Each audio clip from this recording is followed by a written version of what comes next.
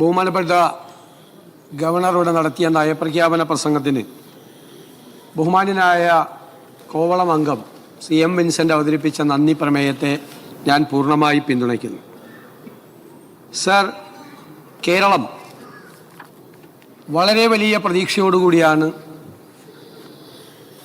UDF സർക്കാരിന് അധികാരത്തിലെത്തിയിരിക്കുന്നത്.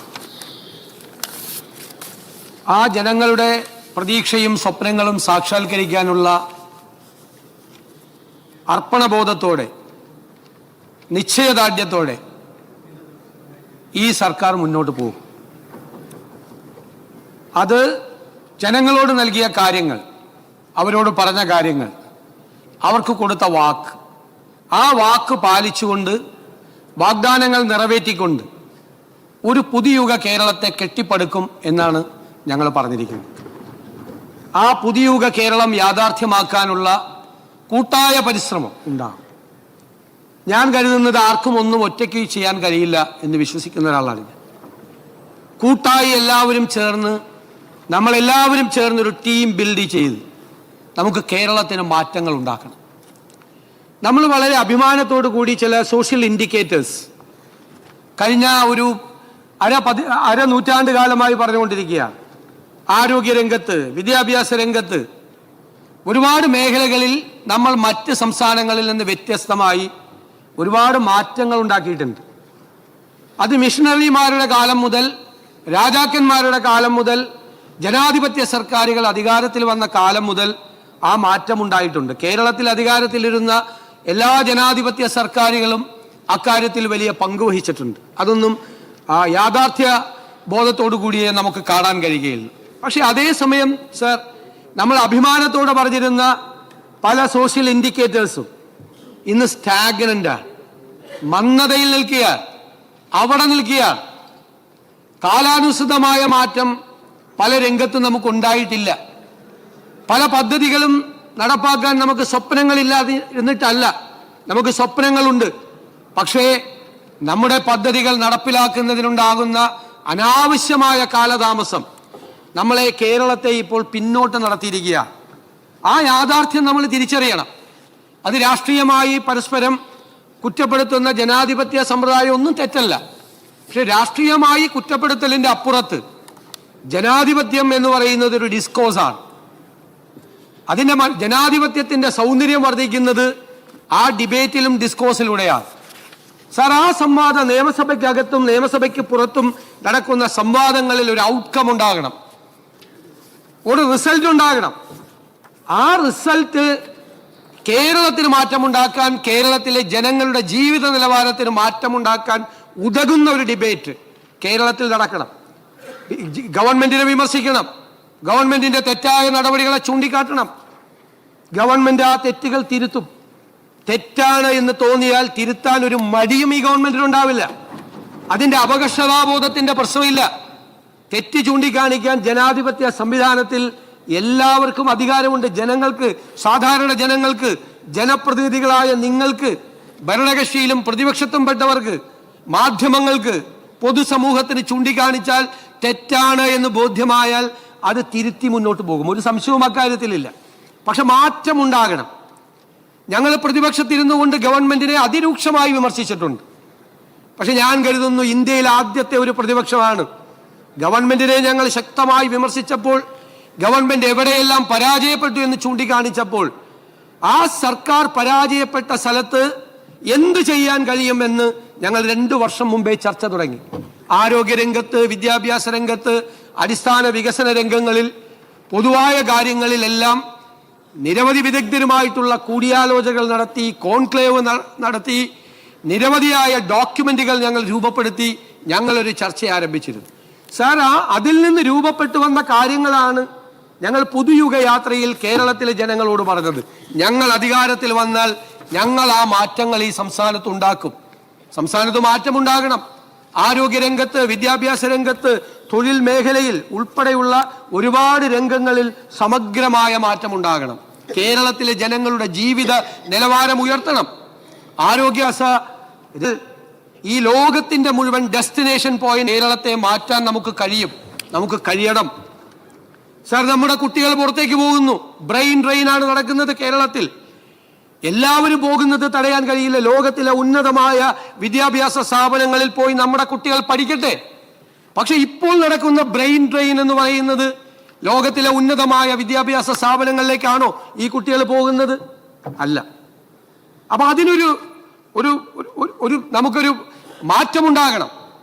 ആ മാറ്റം ഉണ്ടാകണമെങ്കിൽ ഉന്നതമായ വിദ്യാഭ്യാസ സമ്പ്രദായം, സംവിധാനങ്ങൾ കേരളത്തിൽ ഉണ്ടാകണം. നമുക്ക് ആരോഗ്യരംഗത്ത് ലോകത്തിന്റെ മുഴുവൻ ഡെസ്റ്റിനേഷൻ പോയിന്റ് ആക്കി കേരളത്തിലെ മാറ്റണമെങ്കിൽ ആരോഗ്യരംഗത്ത് മാറ്റമുണ്ടാകണം. നമ്മുടെ കേരളത്തിന്റെ സവിശേഷതകളെ നമുക്ക് എങ്ങനെ പ്രയോജനപ്പെടുത്താൻ കഴിയുമെന്ന് ആലോചിക്കണം. ഞങ്ങൾ ഈ നയപ്രഖ്യാപന പ്രസംഗത്തിൽ ഞങ്ങൾ എങ്ങനെയാണ് ഇത്തരം കാര്യങ്ങളെ സമീപിക്കുന്നത്, ഞങ്ങളുടെ നയം എന്താണ് എന്നാണ് വ്യക്തമായി പറഞ്ഞിരിക്കുന്നത്. ഒരു ഗവൺമെന്റ് അധികാരത്തിൽ വരുമ്പോൾ ആ നടത്തുന്ന നയപ്രഖ്യാപന പ്രസംഗം ആരോടുമുള്ള യുദ്ധപ്രഖ്യാപനമല്ല. അങ്ങനെ ഒരു യുദ്ധപ്രഖ്യാപനം ഈ നയപ്രഖ്യാപനത്തിൽ ഇല്ല. ഞങ്ങൾ എന്താണ് ഞങ്ങളുടെ സമീപനം, ഞങ്ങളുടെ ലക്ഷ്യം എന്താണ് എന്നാണ് ഞങ്ങൾ പറഞ്ഞിരിക്കുന്നത്. അതിൽ ഞങ്ങൾ തെരഞ്ഞെടുപ്പ് കാലത്ത് ഞങ്ങൾ ജനങ്ങളോട് പറഞ്ഞു, ഞങ്ങൾ അധികാരത്തിൽ വന്നാൽ 5 ഇന്ദിരാ ഗ്യാരണ്ടികൾ നടപ്പാക്കും. സർ, ആദ്യത്തെ മന്ത്രിസഭാ യോഗത്തിൽ ആ 2 ഗ്യാരണ്ടികൾ, 5 എണ്ണത്തിൽ ആ 2 ഗ്യാരണ്ടികൾ തീരുമാനിക്കാൻ കഴിഞ്ഞു എന്നുള്ള അഭിമാനത്തോടു കൂടിയാണ് ഞാൻ ഇവിടെ നിൽക്കുന്നത്. KSRTC ബസ്സിൽ സ്ത്രീകൾക്കുള്ള സൗജന്യ യാത്രയുടെ ആദ്യഘട്ടം ഈ 15-ാം തീയതി പ്രഖ്യാപിക്കും. 15-ാം തീയതി മുതൽ അത് നടപ്പാവുകയാണ്. സർ, ഇന്ത്യയിൽ ആദ്യമായി ഒരു സംസ്ഥാനത്ത് സീനിയർ സിറ്റിസൺസിന് ഒരു വകുപ്പുണ്ടാക്കിയിരിക്കുക. ഒരു വകുപ്പുണ്ടാക്കി, അത് ആ തീരുമാനമെടുത്തു. ആ തീരുമാനം ഒരുപാട് ലക്ഷ്യങ്ങളോട് കൂടിയാണ്. ഒരുപാട് ലക്ഷ്യങ്ങൾ. അത് ലോകത്തിലെ പല മാതൃകകളും കേരളത്തിൽ കൊണ്ടുവരണം. ഞാൻ പറഞ്ഞു, ഒരു സൊസൈറ്റി പരിഷ്കൃതമാണോ അല്ലയോ എന്ന് തീരുമാനിക്കുന്നത് ആ സൊസൈറ്റി, ആ സമൂഹം അവിടുത്തെ മുതിർന്ന പൗരന്മാരോട് എങ്ങനെ പെരുമാറുന്നു എന്നതിനെ കണക്കാക്കിയാണ്. സാർ, 3-4 വർഷം കഴിയുമ്പോൾ ഈ കേരളം ഈ രാജ്യത്തോട് മുഴുവൻ അഭിമാനത്തോടെ പറയാൻ കഴിയുന്ന ഒരു സാഹചര്യം, ഇന്ത്യയിലെ ഏറ്റവും പരിഷ്കൃതമായ സമൂഹമാണ് കേരളത്തിൽ ഉള്ളത് എന്ന് നമുക്ക് പറയാൻ കഴിയണം. അതൊരു ഔദാര്യ വെൽഫെയർ സ്കീമല്ല, മുതിർന്ന പൗരന്മാർക്ക് കൊടുക്കുന്ന ഒരു ഔദാര്യമല്ല. അത് അവരെ കൂടി നമ്മുടെ ഈ സംസ്ഥാനത്തിന്റെ നിർമ്മാണത്തിൽ പങ്കാളികളാക്കുന്ന ഒരു സിൽവർ ഇക്കോണമിയാണ്. ഒരു സിൽവർ ഇക്കോണമിയാണ്.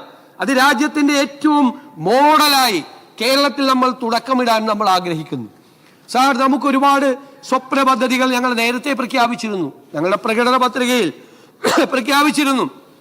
അത് വേറെ ആരുടെയെങ്കിലും പ്രകടന പത്രികയിൽ ഉണ്ടോ എന്ന് ഞാൻ പരിശോധിച്ചിട്ടില്ല. ഞങ്ങളുടെ പ്രകടന പത്രികയിൽ പറഞ്ഞ കാര്യങ്ങൾ, അതിലെ പ്രധാനപ്പെട്ട സ്വപ്ന പദ്ധതികൾ ഇതിനകത്തുണ്ട്. സാർ, എന്താണ് കേരളത്തിന്റെ സവിശേഷത? നമുക്ക് ചില അഡ്വാൻറ്റേജസും ഡിസഡ്വാൻറ്റേജസും ഉണ്ട്. നമ്മുടെ ഡിസഡ്വാൻറ്റേജ് എന്ന് പറഞ്ഞാൽ നമുക്ക് സ്ഥലമില്ല എന്നുള്ളതാണ്. നമ്മുടെ ഡെൻസിറ്റി ഓഫ് പോപ്പുലേഷനാണ്, ജനസാന്ദ്രതയാണ്. പല സംരംഭങ്ങളും തുടങ്ങാനുള്ള ബുദ്ധിമുട്ടിന്റെ ഏറ്റവും പ്രധാനപ്പെട്ട പ്രശ്നങ്ങളിലൊന്ന് ലാൻഡാണ്. സാർ, നമ്മുടെ സവിശേഷതകളോ? നമുക്ക് 600 കിലോമീറ്റർ തീരപ്രദേശമുണ്ട്, കടലാണ്. നമുക്ക് 2 അന്താരാഷ്ട്ര തുറമുഖങ്ങളുണ്ട്, ഒരു കണ്ടെയ്നർ ടെർമിനലുണ്ട്, 17 മിനി തുറമുഖങ്ങളുണ്ട്. സാർ, ഇതിനെയെല്ലാം സംയോജിപ്പിച്ച് കേരളത്തെ ഒരു തുറമുഖ നഗരമാക്കി മാറ്റണം എന്നതാണ് ഈ സർക്കാരിന്റെ ഏറ്റവും വലിയ സ്വപ്നം. തുറമുഖ നഗരമാക്കി മാറ്റണം. സാർ, 1-ാം ഘട്ടത്തിൽ നമ്മുടെ റോഡുകൾ, ഹൈവേ വരികയാണ്, റോഡുകൾ നിബിഡമാണ് വാഹനങ്ങൾ കൊണ്ട്. സാർ, അതിൽ 50% ലോജിസ്റ്റിക്സ് എങ്കിലും നമുക്ക് കടൽ വഴിയാക്കണം. റോഡിലൂടെ കൊണ്ടുപോകുന്നതിന്റെ 4/1 ചെലവിൽ കടലിലൂടെ കൊണ്ടുപോകാൻ പറ്റും.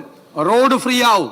2-ാം ഘട്ടത്തിൽ നമുക്ക് ക്രൂയിസ് ഷിപ്പിംഗ് തുടങ്ങണം, നമുക്ക് ടൂറിസം തുടങ്ങണം, പാസഞ്ചേഴ്സിനെ കൊണ്ടുപോകണം.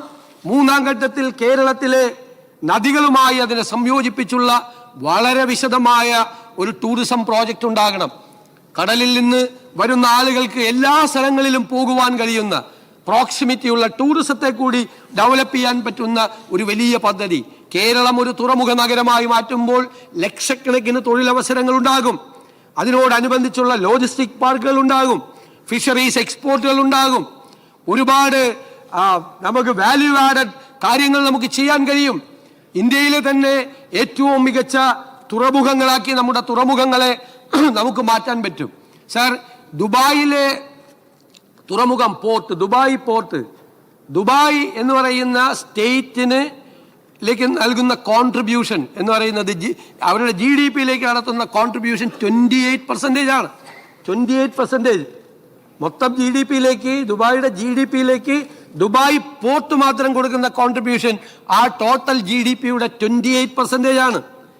സർ, നമുക്ക് അതുപോലെ തന്നെ